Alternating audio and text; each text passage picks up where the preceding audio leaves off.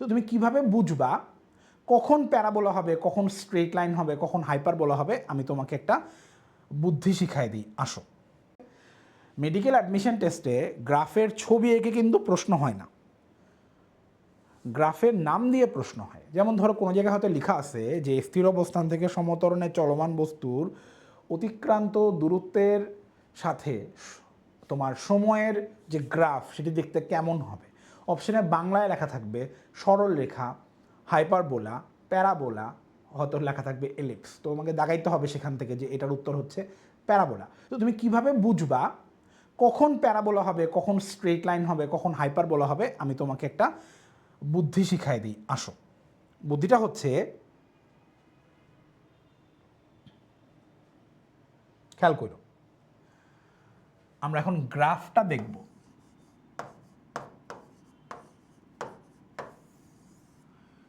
দেখো, তোমরা হায়ার ম্যাথে এটা পড়ছো y equal to mx plus c, এটাকে আমরা বলি সরল রেখার সমীকরণ। ভাইয়া লিখলাম এসএল, সরল রেখার সমীকরণ। এটা দেখতে কেমন হয়? এই যে এরকম হয় আর কি। সি কতটুকু? এই যে এতটুকু। আর এটা যদি থিটা হয় তাহলে এটা ট্যান নিলে আমি পাবো হচ্ছে এম। এটা হচ্ছে আমার এই সরল রেখার গ্রাফ। এটা কি মূলবিন্দুগামী সরল রেখা? না।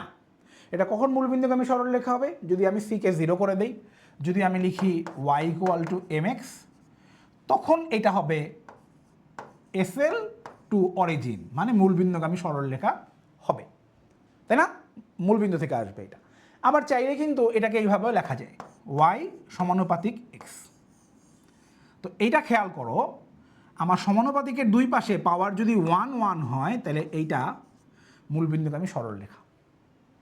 যদি সমীকরণের দুই পাশে, সমানুপাতিকের দুই পাশে যদি y এর পাওয়ার 1 হয় এবং x এর পাওয়ার 1 হয় তাহলে সেটাকে আমরা বলি মূলবিন্দুগামী সরল রেখা। আর যদি y এবং x এর পাওয়ার 1 হয় কিন্তু সাথে কিছু একটা যোগ বিয়োগ আকারে আসে, তাইলে সেটা স্ট্রেট লাইন হবে। 1 1 হইলে স্ট্রেট লাইন তো হবে, সাথে যদি যোগ বিয়োগ আকারে কিছু থাকে তাইলে সেটা তখন আর মূলবিন্দুগামী হবে না, শুধু স্ট্রেট লাইন হবে। কেমন?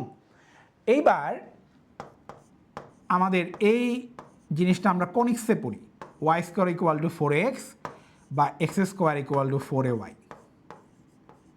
দেখে বুঝতেছো যে আমার এটাও কিন্তু আসলে একটা প্যারাবোলা, যেটা দেখতে হচ্ছে এই রকম।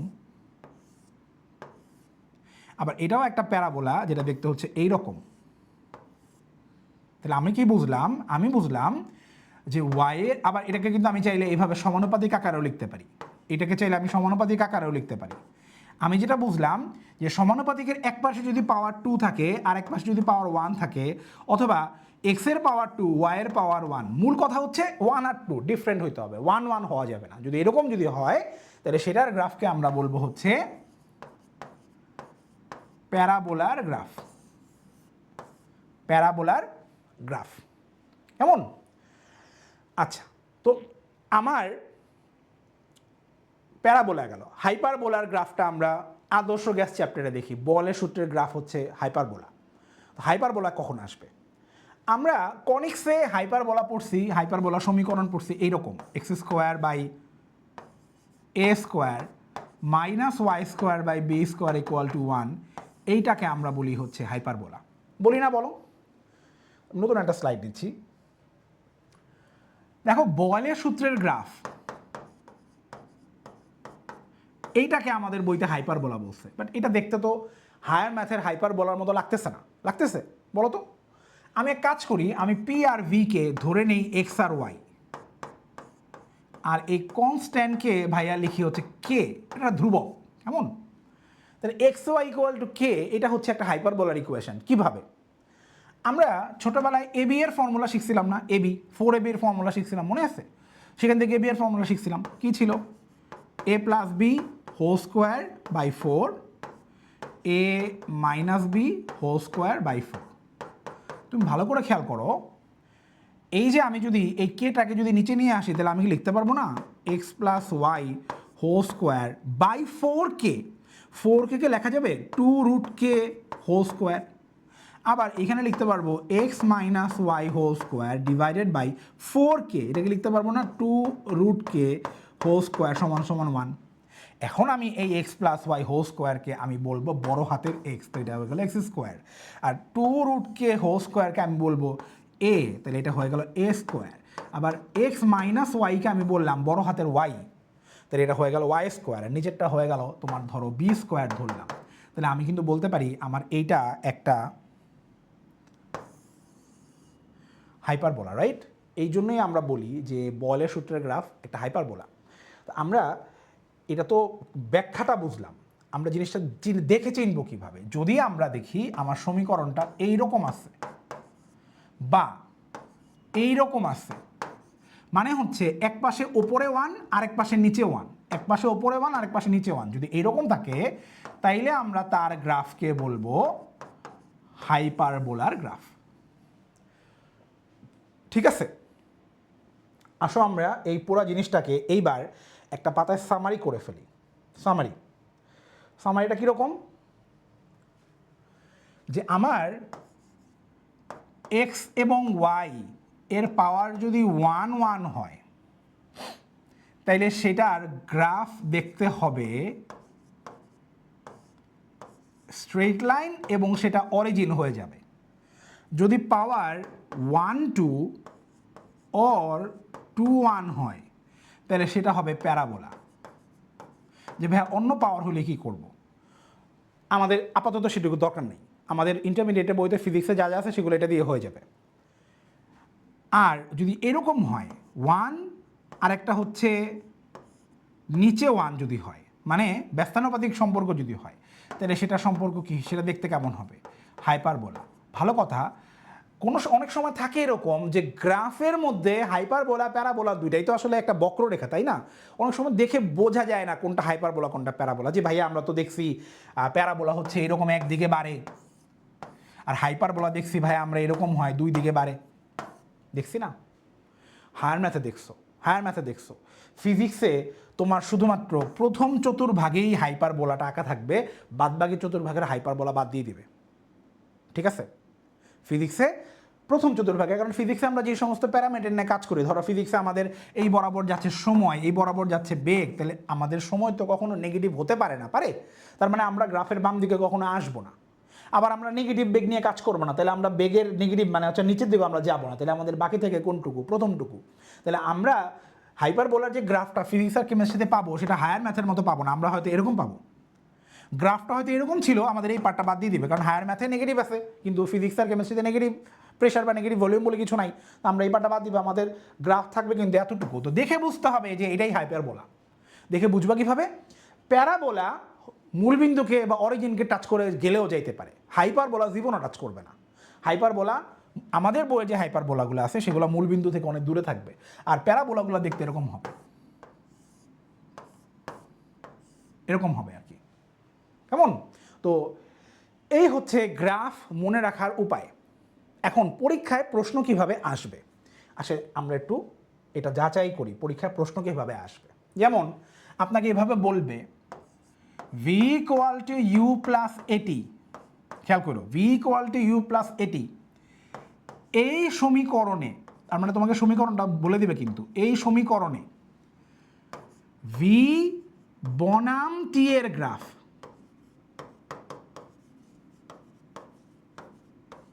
কেমন হবে? প্রশ্ন ভালো করে খেয়াল করো। তোমার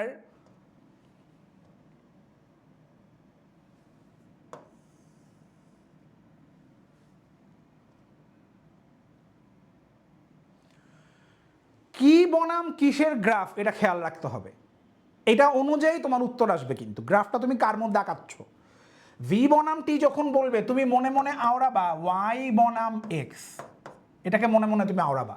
আমাদের বনামের ভাষাটা এইভাবেই লেখা থাকে, বনামের আগেরটাকে আমরা ওয়াই ধরি, পরেরটাকে আমরা এক্স ধরি। তো এই গ্রাফে যে এই ভাষাটা বলছে ভি বনাম টি, এই ভিকে তুমি ওয়াই ধরবা, টিকে তুমি এক্স ধরবা। তার মানে তোমার যে গিভেন সমীকরণটা আছে এইখান থেকে তুমি মনে মনে এই ভিকে ওয়াই ধরে নিবা, ইউ তো ইউর মতোই থাকবে, এ এর মতোই থাকবে, টি হয়ে যাবে এক্স। এখন তুমি দেখো এটার পাওয়ার কত কত, ওয়াইয়ের পাওয়ার এক্সের পাওয়ার কত কত, 1 1, বাকি সব কনস্ট্যান্ট, বাকি সব দেখা লাগবে না, 1 1, তাহলে এটা অবশ্যই স্ট্রেট লাইন হবে। এটা কি অরিজিনে যাবে? না, কারণ সাথে কিছু প্লাস মাইনাস আছে, তাহলে এইটার উত্তর হবে শুধু স্ট্রেট লাইন। ঠিক আছে? এখন যদি তোমাকে বলে, নতুন প্রশ্ন দিচ্ছে, এটা হচ্ছে 1 নাম্বার প্রশ্ন। 2 নাম্বার প্রশ্ন, তোমাকে যদি বলে যে বাবা ভি সমানুপাতিক টি সমীকরণে, ভি সমানুপাতিক টি সমীকরণে এখন যদি বলে ভি বনাম টি এর গ্রাফ কেমন,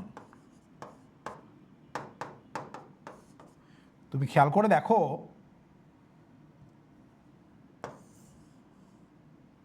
এখন তোমার ভি বনাম টি থেকে তুমি বুঝতেছো যে এইটা হচ্ছে ওয়াই আর এটা হচ্ছে এক্স। তার মানে তুমি এই সমীকরণে ভি এর জায়গায় ওয়াই বসাবা, টি এর জায়গায় এক্স বসাবা, 1 1 দেখতেছো, সাথে কিন্তু কোনো প্লাস মাইনাস কিছু নাই, তাহলে এটা হবে স্ট্রেইট লাইন টু অরিজিন। বোঝা যাচ্ছে? এখন আমি তোমাকে যদি বলি যে বাবা তুমি আমাকে এটা বলো তো দেখি, এস সমানুপাতিক টি স্কোয়ার, এই সমীকরণে এস বনাম টি এর গ্রাফ কি হবে? তুমি কি করবা? এস কে ওয়াই ধরবা, টি কে এক্স ধরবা, তাহলে ওয়াই এর পাওয়ার 1, এক্স এর পাওয়ার 2, তার মানে এটা একটা প্যারাবোলা। এটা প্যারাবোলা। এখন যদি আমি তোমাকে বলি ভি সমানুপাতিক রুট ওভার এস, ভি সমানুপাতিক কি? রুট ওভার এস, এই সমীকরণে ভি বনাম এস এর গ্রাফ। এখন তুমি দেখো তোমার ভি হচ্ছে ওয়াই, ওয়াই এর পাওয়ার হচ্ছে 1, আর এস হচ্ছে এক্স, এক্স এর পাওয়ার হচ্ছে রুট, মানে এক্স এর পাওয়ার হচ্ছে হাফ। আমরা তো 1 আর হাফের জন্য কী হয় জানি না, তাহলে আমরা কী করব? আমরা জানি সমানুপাতিক ইকুয়েশনকে আমরা প্রয়োজন অনুযায়ী বর্গমূল বা স্কোয়ার করতে পারি, তাহলে আমরা এটাকে স্কোয়ার করে দেবো। স্কোয়ার করলে হবে ওয়াই স্কোয়ার সমানুপাতিক এক্স, তার মানে ওয়াই এর পাওয়ার 2, এক্স এর পাওয়ার 1, তার মানে আমার এটাও হচ্ছে একটা প্যারাবোলা। ঠিক আছে? বোঝা যাচ্ছে তো? তো এখন আমরা এইটাকে একটু টাফ বানাবো। টাফ, টি সমান সমান 2 পাই রুট ওভার এল বাই জি, এই সমীকরণে, সমীকরণ দিয়ে দিয়েছে কিন্তু, টি সমান সমান 2 পাই রুট ওভার এল বাই জি, এই সমীকরণে